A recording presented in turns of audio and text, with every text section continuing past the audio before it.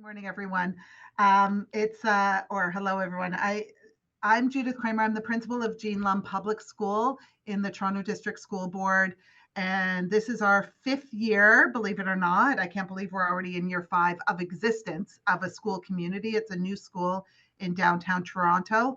And as you can see in our first slide, in our logo, we are in the heart of the city. That's our logo. So we're surrounded by high rises and the CN Tower. And if you want to know the Gardiner Expressway traffic, if you're a Toronto person, just call us. I'll have my kindergartners look out their window and they can give you a traffic report.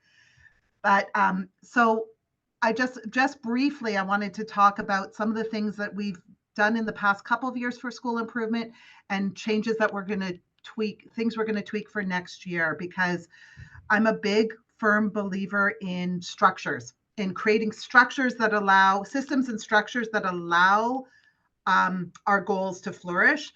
And so, and I also am a firm believer that your timetable, your structures, your systems speak loudly what your priorities are, speak loudly to what your school's priorities are. So how are you timetabling students?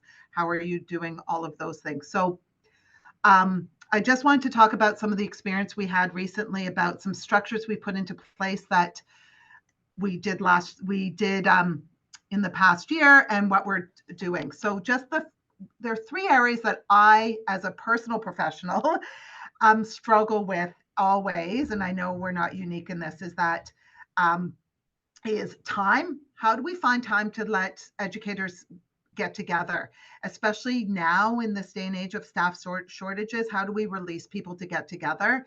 And engagement. How do we get all the voices at the table to be involved in the goal setting and what your school improvement goals are, where you're working together, where the learning will be? And that's not just the educators, it's the community members, the staff, the students and the families as well. And then how do you break, and authentically is critical too. Like, how do you bring these voices in an authentic way? I'm learning as I go. Sure, I can send out a survey and get some checklists, but who's not answering the survey? Is the survey asking the right questions? Over the past few years, I've had some really courageous conversations with family members of students who we've built relationships. So they've come to me and said, yeah, this survey I didn't want to fill out because I don't know what answer you're going to want me to give.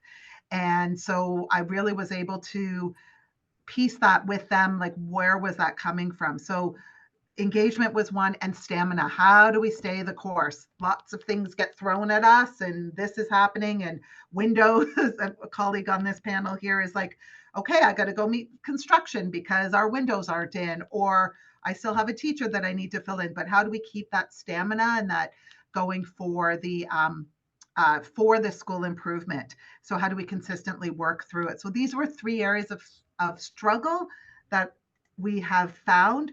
And so in the past couple of years, our school has tried these different systems and structures. So one is we've instituted and this from a colleague, day 3 PLC. So we have a half an hour in our timetable. It's not a lot of time. It's first period in the morning. We run on a 5-day cycle, not a Monday to Friday cycle. So on day 3, for the first half hour of the instructional time, we aim to have all our kids in their home rooms.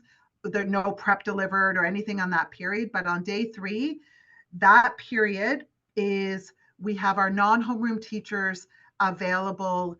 We could release 7 teachers at a time. So a non-homeroom teacher could go in, say we're meeting as a group of grade 1 teachers to do some work for that half hour. We would redeploy our non-homeroom teachers. So that is our ESL itinerant, our teacher librarian, our resource, special education resource, our Rotary, and our prep delivery teachers. So our music teacher, our gym teachers. And they would go into different classrooms to be able to release those teachers to come and meet, or they might be part of the team. So they release themselves, for lack of a better word. And so we set that aside. So we had that day 3 embedded time. And then also in our monthly staff meetings, PD, the professional learning is the majority of the time that we spend on that. If it can be in an email, it's sent in an email. So we've set aside that time. In terms of engagement, what we tried in the past is we took a lot of time at our staff meetings to set the goals, to look at what the Ministry of Education goals are, the Board of Education, and what does that look like at Jean Lum Public School? The Jean Lum Way is what we've been calling it. And then that took time, and we take that time to do that learning. And then last year, what we did is we created the day 3 PLC groups by grade grouping. So we had our kindergarten team as one, our our grade 1s and 2s, our grade 3s and 4s, our grade 5 to 8s, as our different PLC groups. So we mandated what groups people were going to be in. And then as we met on day 3, we cycled through the day 3 schedule, and we had them, okay, we're now a group. What are things you're interested in digging deeper into based on looking at our school goal? And so what is it you would like to focus on? And then each PLC group created that goal.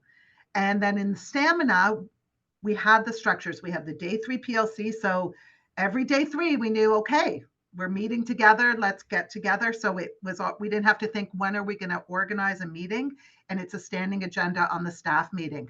And then that held us accountable throughout the year. That's what we did. That's what what we've done in the past.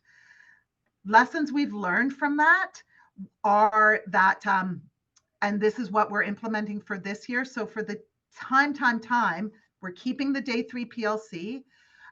It's only half an hour, but but it's a fun. You can get a lot done in that moment when you're on the focused time. And then we're going to keep the time set at monthly meetings. And then what's new is we're setting a time outside of the day 3 PLC for our inclusion team. So those are our ESL and special education resource teachers and our vice principal to meet together, to just strategize and have that set aside, a regular time for them to meet and look at data to see how are we serving our learners. And then when we created our schedule for this year, our homeroom schedules, when we create our classes, and this is a thank you to one of the colleagues on the panel, we created our classrooms centering students, right? So which inner circle students that we want to create a class that will serve, like, how do we bring kids in to support the kids that we really need to be considerate of, who they're in a classroom with, who might need support. We did that on timetable. So which group of students do we think might need gym first period? Which homeroom, which kids? So we timetabled that in. So we were very conscious of those inclusion learning minutes, and in engagement. So we are going to create a student focus group, because we didn't do a good job about how do we bring do our students even know what our goal is. We have it posted, but is it valid to them? What does that look like, sound like? So we're going to be creating that, as well as I want to bring in more caregivers and community members into the conversation as well. And then also this year, for this year, we asked our staff I'm going to bump over to stamina for a minute, because as you know, lots of ideas come thrown at you, like, oh, this workshop, this new idea, come join this idea, this new learning opportunity. We made a commitment. We're not bringing in any new strategies. I mean, I say that in air quotes because there's always going to be new items. But our areas of focus for this year, we're continuing on our same goal. Our areas of focus are Indigenous education, building thinking classrooms, which is how do we change our math program to a more inquiry-based, comprehensive literacy. So that brings in our science of reading and structured literacy and inquiry-based learning. So 4 areas. We asked our staff to prioritize, teachers, of these 4 areas, which PLC would you like to be a member of? They chose, and we created groups from the staff choices going from there. We also created a Jean Lum Way. So we have a year-long schedule of what we want our foci to be. What are some events so in September, we have Orange Shirt Day. So our Indigenous education, we have our code of conduct, our core values, building community. So that's mapped out in a year. So we're being very visual, and so it holds us accountable. And just like I have this slide deck here, it's helping me focus. we can get scattered out here. So nope, I'm coming right back to what our focus is. So that's just a very quick moment of what we're looking at. But I really am strong. I really try hard to emphasize approaching everything with curiosity. When you're in the heat of the moment and someone's in your ear yelling at you, or a kid is, it's like when you want to just like, stop doing that, or what's going on, just taking that deep breath and approaching, okay, let's take a deep breath. What's going on here? What's the bigger picture? So I just wanted to end with that.